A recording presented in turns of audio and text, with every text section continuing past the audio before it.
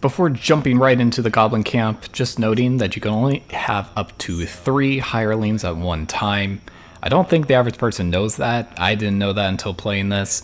I've gotten as many people as I possibly can in the group for the sake of saving my supplies, so I don't need to long rest as often. I instead just simply have replacements, such as the Cleric of Light, who could replace, Shadowheart. I'm also thinking kind of ahead with Act 2 with the Domain of Light.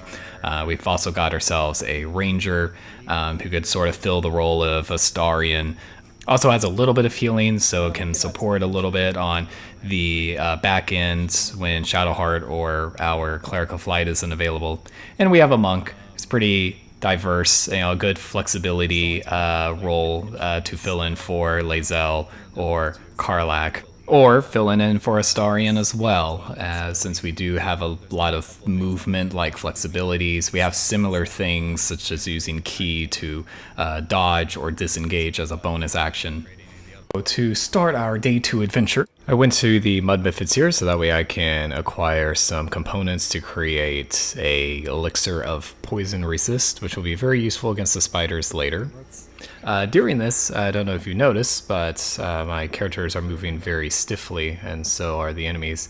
There was a little bit of a glitch or issue that seemed to have occurred as soon as combat started. Don't know exactly what caused it, outside of just playing the game and this suddenly happened. But at the time, I thought it was the young Mythics that were being summoned that caused the issue. I didn't realize until now, post playing the game, that this error occurred during combat. But unfortunately, the game did crash shortly thereafter, and I had to write a report, so my report's a little inaccurate now that I know what I know. But anyhow, I wanted to showcase this so that way if you are ever worried about playing Honor Mode for this particular reason, because I know I was. In the very beginning of my stream, day 1 of streaming, I did note that I purposely waited a while to help avoid this situation, and I ended up encountering this situation, so that sucked. But let me show you exactly what happens. The game did take a lot longer to load than it normally does, because I'm used to, not necessarily instantaneously, but it does load up much more quicker than it is now. But it brings you back, at least a couple of saves ago, so that's good to know. The only thing that changed since prior to the crash is that I can now see through this illusion. I did not get to see the swampy area before, as prior to I had failed, which meant I got to see, beautiful landscape with flowing waterfalls and, beautiful pixies and unicorns and you name it. And the sheep too, that were very believable. Now to the main meat of this video, Goblin Camp. We had Zaza help guide us through to the beginning, so that way we can rescue Volo, who will be able to give us a permanent sea invisibility later on, which will be really nice, as well as just great music and company in general. We conducted some heroes work by saving some refugees, and we got to meet Minthara, who will be joining us in Act 2, but it being Act 1, we're going to have to take care of her, along with the rest of the goblins in the Goblin Camp. Now, I want to point out that I only brought my main character in during this conversation. The other 3 are camping outside. Now, I could be wrong because I don't know this factually, but I think Zaza is only temporarily hostile. If you initiate this conversation, then die, and then come right back. I think otherwise, if I went straight into attacking the Goblin Camp, she would just be permanently hostile, and I just wanted to have the least amount of enemies as possible. Therefore, the main character needed to die temporarily. Now that the goblins are aware of our intent, we decided to take care of the entrance hall first. This choke point will be a little bit problemsome when we rescue Haslin. This is one of the very few times that we're going to be just directly in combat with the goblins. Therefore, I only brought in 2 individuals, the druid, our main character, and the hireling ranger. Now we are going to die a couple of times because we're outnumbered and we have the low ground, they got the high ground. So when you go to visit Withers, you could crouch next to him and take back all the gold that you have been using to revive or change your class or to improve your party members in some way, fashion, or form. And Withers, he's a cool guy allowing you to do it. He just doesn't straight up say it. He doesn't want to make it seem like this is like a charity of some kind, He wants to make it seem like dying's a very serious thing that should not be taken lightly, but you know, in all honesty, he's fine. He's just not going to say anything. He's a rules follower on the outside, but in the inside, he's actually pretty cool. Majority of our combat inside the Goblin Camp is purely conducted by Astarion and our Ranger. All we need to do is pick them off one at a time, and if we initiate combat, we'll pick off what we can, run away, and then come right back to pick off another one. They'll never see it coming, as far as they're aware of. It's just the wind. Now this particular encounter I found was hilarious. First off, the goblin didn't see me somehow. I guess the said goblin was just looking at the floor. Then, when I got the shot, 18 out of 19. Instead of the reaction being, we need help me out. It's instead, that's enough, kids. You know, stop playing with arrows. Keep doing this. You're going to one day trip and fall and poke your eye out with these. Saying all that while having an arrow jabbed in its gut. Clueless and poorly investigating, we went ahead and put this goblin out of its misery. Striking him so hard, his body didn't even know how to react. Became stiff as a board. We went and took care of his other friends. Nice shot. Did you hear something? Must have been the wind. We got lucky. We did exactly enough damage. On that critical hit. Because like the most damage we could do was 22. 24 HP. Or 23 HP. Because we did slightly more. Future self again. At this point, I've taken care of all the goblins that had a small enough health pool to where I could just one-shot them, or, like my past self said, get really lucky with a critical hit.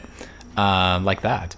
So in this first room, I tried to take care of the enemies as much as I could while they were still down below, taking advantage of the, height advantage. And then once they got up, try to do some tactics like try to shove them, trying to hide, then attack for, the advantage or the sneak attack, whether I was the Ranger or Astarion.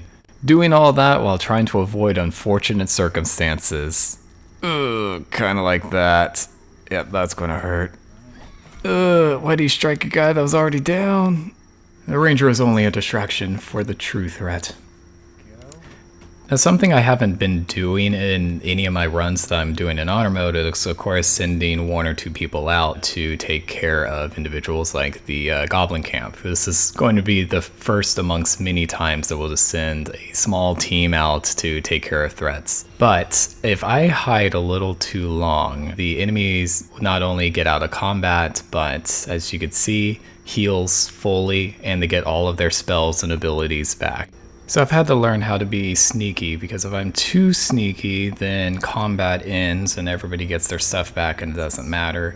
So in order to avoid that, I either need to take care of the enemies right away or bring somebody else in to keep combat flowing so that Astarion can get the kills.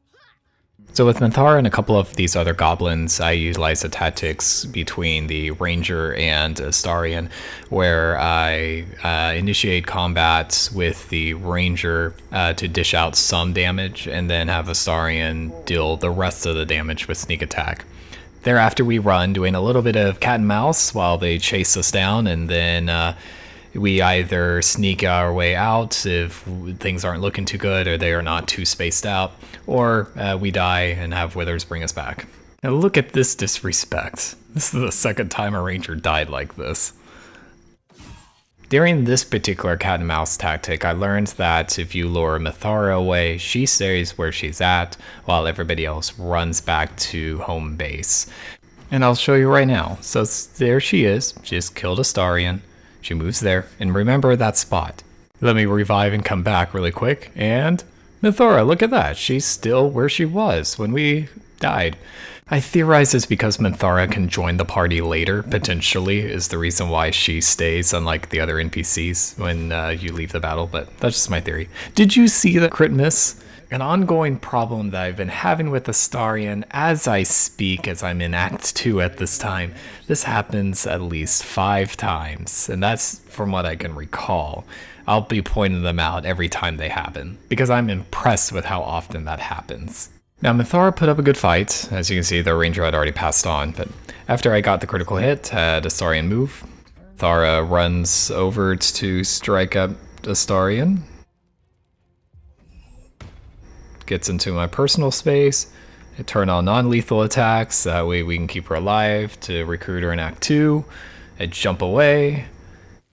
I hide.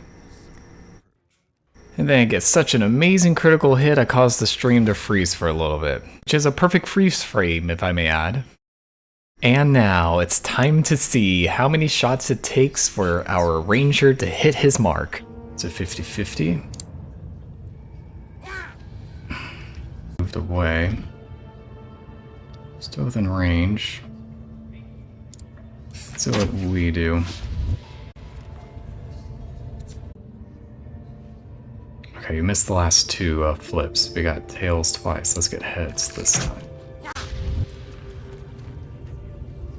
Dang.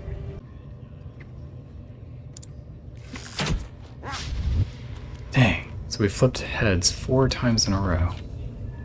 Alright. You flipped tails 4 times in a row, so now it should be heads. Down.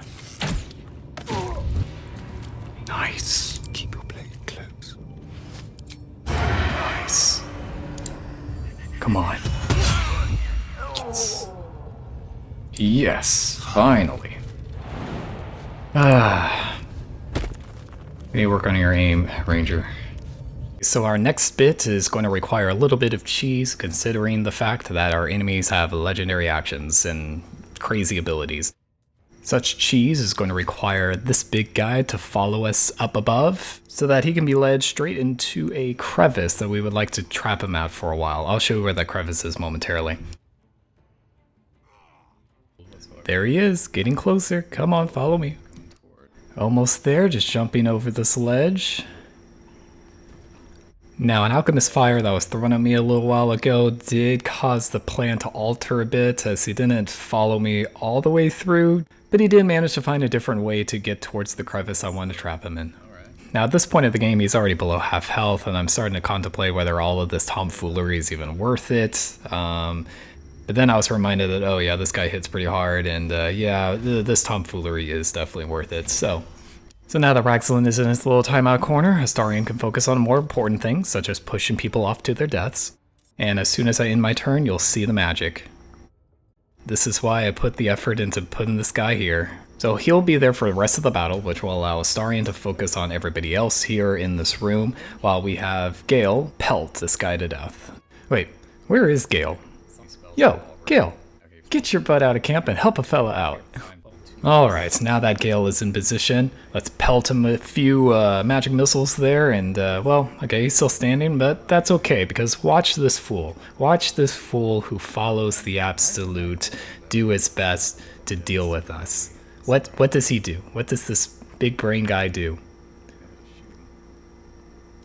He just stands there. He just continues to stay in that platform. And he actually ended up getting in a position where I could actually reach him with the Astarion, which is beautiful. Absolutely beautiful. Now, I've only shown some goblins. Of course, there were plenty more to deal with in the Goblin Camp, but I only wanted to highlight a few things, such as being able to one-shot those that I could with Astarion, maybe 2 shots with the help of our ranger, and then with the little bit more troublesome ones, such as that Ragzlin guy who couldn't figure out what to do once he got stuck. Now, our favorite bard that we rescued from the goblins gave us a beautiful ability called Invisibility through some very, very professional, I may add, surgical procedures that I will not showcase for obvious reasons, but that will be pretty useful in our future. Now, I made an unintentional mistake here, as I didn't realize going a passive-aggressive manner would cause our potential ally to become our enemy. And furthermore, I made a mistake by doing lethal damage instead of non-lethal damage, which I don't know if that would have changed anything anyway, since conversationally I already committed, but unfortunately we've lost our druid. And that pretty much wraps up day 2 of Baldur's Gate. So the next time our schedules align for us to meet again for Dungeons and Dragons, we'll be going underground, and we'll also be going to check out some of the Gith, and we'll also be checking out the Hag, see how she's doing, you know, just to say hi. And yeah, so next video we'll take on some more stronger bosses now that we're a little bit more higher in level to take them on more confidently.